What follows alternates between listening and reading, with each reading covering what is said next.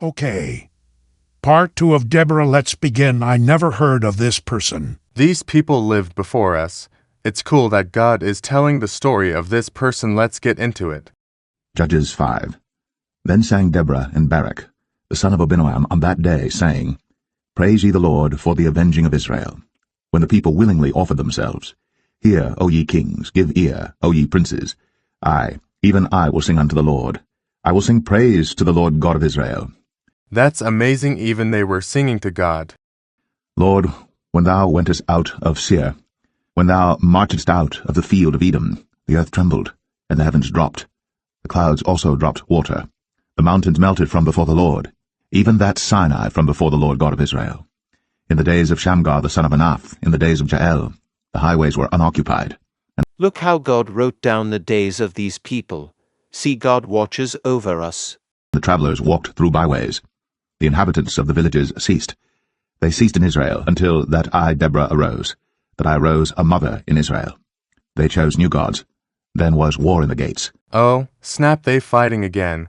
I heard the Israel days of Judges was fighting going on. People were worshipping other gods like people were doing the most, bro. Was there a shield or spear seen among 40,000 in Israel? My heart is toward the governors of Israel, that offered themselves willingly among the people. Bless ye the Lord. Speak, ye that ride on white asses, ye that sit in judgment, and walk by the way. They that are delivered from the noise of archers in the places of drawing water. There shall they rehearse the righteous acts of the Lord, even the righteous acts toward the inhabitants of his villages in Israel. Then shall the people of the Lord go down to the gates. Awake, awake, Deborah. Awake, awake, utter a song, arise, Barak, and lead thy captivity captive, thou son of Abinoam. Then he made him that remaineth have dominion over the nobles among the people. The Lord made me have dominion over the mighty. Out of Ephraim was there a root of them against Amalek, after thee Benjamin among thy people.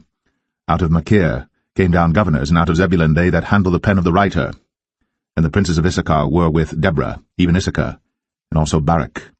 These people sure had relationships together. I love this story, though. He was sent on foot into the valley.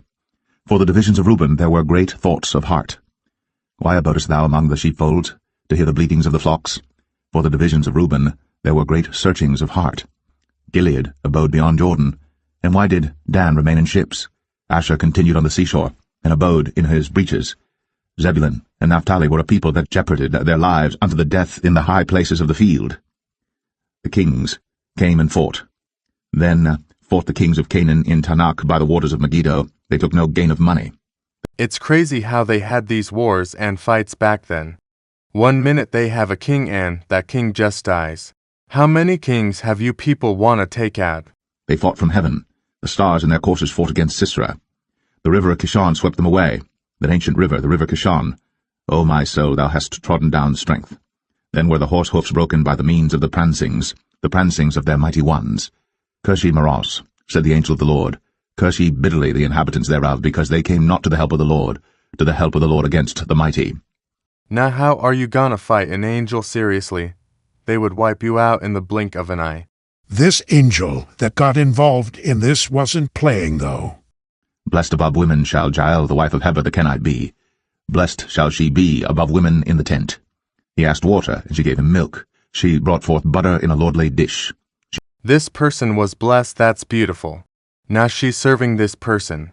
She put her hand to the nail, and her right hand to the workman's hammer, and with the hammer she smote Sisera. She smote off his head. Okay, that is so savage, bro. When she had pierced and stricken through his temples. At her feet he bowed, he fell, he lay down. At her feet he bowed, he fell. Where he bowed, there he fell down dead. She killed him, dang man, this person is crazy.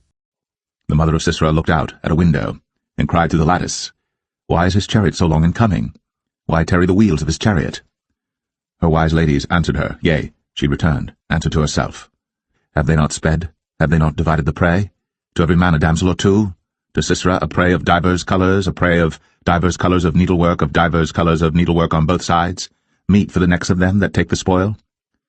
So let all thine enemies perish, O Lord, but let them that love him be as the sun when he goeth forth in his might. So they killed all their enemies. Last time they left one dude standing. They were so brutal. They didn't take any prisoners like gosh darn. And the land had rest 40 years. 40 years? That's surprising they killed all their enemies, and now they getting rest. Well, good for them. This awesome guy going to show up in the next part.